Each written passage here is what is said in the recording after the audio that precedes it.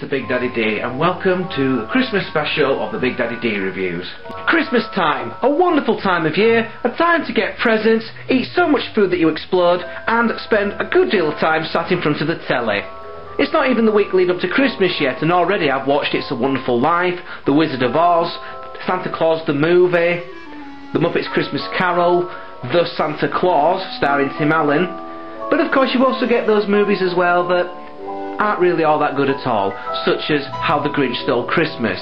No, not the animated one with Boris Karloff doing the voice of the Grinch, but the abomination that was the live-action Jim Carrey movie.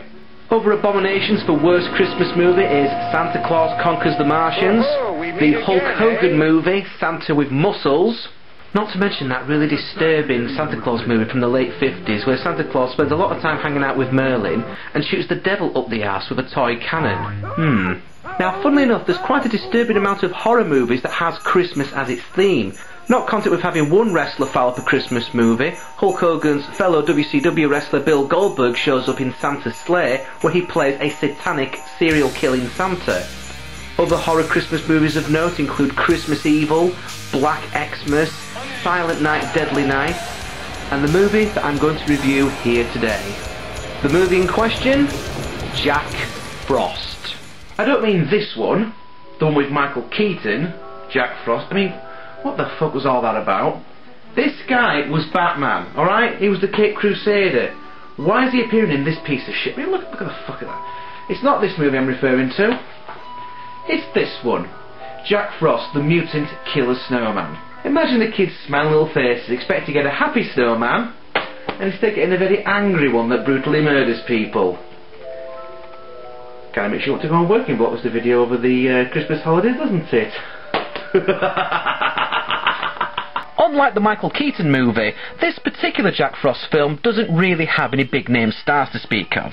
In fact, the only one you might know is Shannon Elizabeth, who played the sexy foreign exchange student in American Pie. You know, the one that got naked and started masturbating in Jim's bedroom, and she had a thing for shagging geeks. Well, it's nice to see that she hasn't been miscast then, because in this film she does not play a sex-mad foreign exchange student that has sex with nerds. Oh no! Instead, she plays a sex-mad American student that has sex with a snowman. Hey, good for her. But I'm getting ahead of myself here, so let's get down to the actual plot of this movie. Yes, there is one. Basically, there's a serial killer by the name of Jack Frost. A guy who isn't, at this point, a killer snowman, but just so happens to be an ordinary guy that has the name Jack Frost. Well, no wonder he became a serial killer then. Mr. and Mrs. Frost really should have put more thought into what to call their son. Oh, fuck it, we'll just call him Jack. It's not as if he's going to become a psychopath when he grows up, is it? All I can say is that if Jack's parents were the first people he killed, I can't say I really blame him. Now, despite being able to avoid being brought to justice by the police across every state in America, Jack Frost is finally caught by a single cop in a small town called Snowmanton. Anyway, Jack is given the death penalty and has been driven over to prison to face the electric chair. Rather a depressing prospect for an ambitious serial killer, so it's just as well that he never makes it there. Instead, the truck he's travelling in collides with another truck with genetic research helpfully written all over it. Can you see where this is going yet? The truck that Jack is inside is hit and begins to roll over. Well, that's what I'm guessing the filmmakers were trying to indicate with this high-tech camera trick. Just look at his goofy smile. Jack looks like he's really enjoying himself. But not for long, because just when it looks like he's going to get away and start a new killing spree, the fire from the accident causes the tank containing the genetically altered water to burst, spraying the liquids all over Jack's face and body. After a fair amount of overacting, Jack's melting body collapses into the snow. However, this isn't the end for Jack. After his flesh has finished melting, his blood actually becomes absorbed into the snow. Then, thanks to some crappy animation, and what appears to be a person wriggling about in a white blanket under a pile of fake snow, we see that Jack's molecules have combined with the snow, thus turning him into a serial-killing snowman. Jack hops into the nearest car and drives his way back down to Snowmanton to find the man that put him in jail in the first place, Sam the Sheriff. As well as Sam, Snowmanton is home to various other characters that will no doubt be added to the body count before this film is over. First there's Jake, who just seems to be grumpy and God-fearing all the time. Then there's his wife, who, in contrast, always seems to be really happy. Probably because she's completely fucking insane. Also included in this roll call is their daughter, Jill, played by Shannon Elizabeth. Jill is the resident town slut and has got most of the men wrapped around her little finger, as evidenced here when she's got Tommy, the resident horny teenage guy, making snow statues of her likeness, with giant tits. We are also introduced to Sam's family, including his nitwit of a son, Ryan, who spends most of his time in the kitchen cooking up horrible-looking food like black oatmeal. Of course, no one in the family actually eats any of Ryan's cooking, they just smile and nod and wish that they'd gotten a fucking dog instead. I'm guessing that Ryan's probably smarter than he looks and he's actually trying to kill his parents for making him walk around school with that haircut. Later on, Ryan is getting picked on by a couple of bullies about his snowman. They're probably just pissed off because it hasn't got any giant tits. However, Ryan did not make the snowman. Nobody knows who actually built the snowman, or why it's pretty mean looking. But one thing is for sure, the leader of the bullies made a big mistake of knocking the snowman's head off. Frosty isn't having any of this shit, and trips up one of the bullies so that he falls into the path of an approaching sled. Chop! Of course, when Ryan tries to convince everyone that his snowman pushed the bully over, no one believes him. I should also point out that this kid's head gets carried away by the coroner in a separate, bloody, see-through carrier bag from his body. It's little touches like that make me chuckle. But Jack hasn't finished yet. He follows this up by putting an old guy into some deep freeze, and then smashing the face of Jake's crazy old wife into a box of Christmas decorations, before strangling her with some garland and sticking her on the Christmas tree with a star on top of her head. Earlier in the film, she told her husband that she always dreamed of being the angel on the Christmas tree. Looks like her dream came true, courtesy of one Mr. Jack Frost. I'll tell you what, I'll give him props for being original with the kills, and for getting into the festive mood while he's doing it.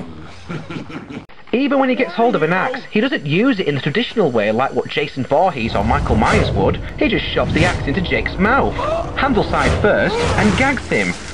He even has a great one-liner afterwards that gives Freddy Krueger a run for his money. Gosh, I only axed you for a smoke. But his masterpiece kill, the one that everyone who has seen this movie remembers, is the one he has reserved for Shannon Elizabeth, alias Slutty Jill. Jill and Tommy plan to get naked and have some sexy time, but first she tells him to get her a bottle of wine and get a warm fire going in the front room. While he's doing this, she goes upstairs to dry her already dry hair for about 15 fucking minutes. Guess what happens next? Yep, Tommy is left all alone downstairs with his raging hormones and becomes the next unfortunate victim of the world's most pissed off snow cone after getting an icicle shot through his head. All I can say is poor bugger, because in some horror movies, at least they actually get to have sex before they get shuffled off this mortal coil. The way I see it, if you're going to get killed off in a novelty way, I'm sure you'd rather do it with significantly emptier balls than what you first started with. Jill hasn't heard a thing, as she's been spending all this time drying her hair. She then runs herself a bath and gets it completely wet again. Yeah, makes perfect sense to me. So, Jill is in the bath, no doubt trying to clean out that yeast infection she must have, when all of a sudden a carrot appears in the water. Then the bath water suddenly starts to get very cold, and then transforms into snow. You see, Jack is able to change his structure from being a snowman to being a puddle of water. That's how he's been getting into people's houses and killing them. Okay, do you want to see what happens next? Are you sure you want to see what happens next? You know, you could just go and have a mince pie and a cup of tea, maybe a glass of eggnog and a turkey sandwich. Come back in a few minutes? No? Well, don't say I didn't warn you. It's Snowman Sexy Time! Wee-hee! Woohoo! And in case there is any doubt over what Jack was doing, you know, in case you naively thought she was just being bear-hugged to death, Jack puts his now smoking carrot back on his nose and has a moan about his staying power. Looks like Christmas came a little early this year. By this time, the townsfolk have finally cottoned on to what's going on and tried to take out Jack with hair dryers. They then set off a load of aerosol cans and set the building on fire. Oh, maybe Manly's right. What could have survived that? Look, Ma! I'm a Picasso! But even this isn't enough to keep Jack Frost down. You gotta be shitting me. Come on, run! I'll be back when I pull myself together! I should point out that whilst everyone else is running for their lives, this completely random guy walks out with some marshmallows on a toasting fork and makes his way over to the burning building. What the fuck? Anyone got an aspirin? So anyway, the rest of the townsfolk use their hairdryers again, and this time manage to force Jack into the furnace of the church basement. It looks like it might be curtains for the mutant killer snowman, but then he turns himself into steam and manages to escape through the pipes.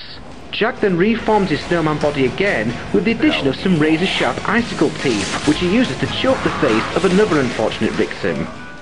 Just when it looks like Jack is completely unstoppable at this point, Sam, in desperation, grabs the bag of horrible black oatmeal that his son made earlier and throws it into the face of Jack Frost, causing him to scream in very real pain. What the hell was in that stuff? I didn't want you to get cold. Honey, what did you put in the oats? Antifreeze. See? Told you he was pissed off about that haircut. With that knowledge, the remaining townsfolk go off to collect as much antifreeze as possible, while Sam pursues an injured Jack Frost. Although Jack manages to stab Sam a couple of times with his icicles, Sam has a plan, and it involves diving into a pickup truck full of antifreeze. One daring dunk later and Jack is history. As a footnote, Sam's dumb little kid holds up Jack's discarded arm and asks what he should do with it. I think you should hold it as close to your throat as possible, kid. Yep, and sure enough, the arm starts choking him, prompting Sam to dump his kid into the pool of antifreeze. Although, to be honest, he's probably been dying to do that throughout this entire fucking movie. The townsfolk then bury the filled-up bottles of antifreeze in hopes that Jack Frost will never be able to return. But you and I both know better than that, don't we? Why? Because they show one of the bottles of antifreeze angrily bubbling away just before the end credits. And the other reason is, well, they actually made a sequel to this. Seems like my work is never done.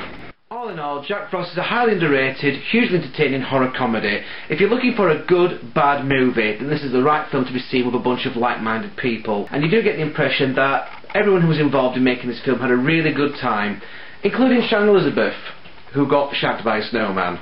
As far as the rating goes, I can't really give this film a thumbs up because it is a terrible movie, but I can't give it a thumbs down either because it's brilliant in its terribleness.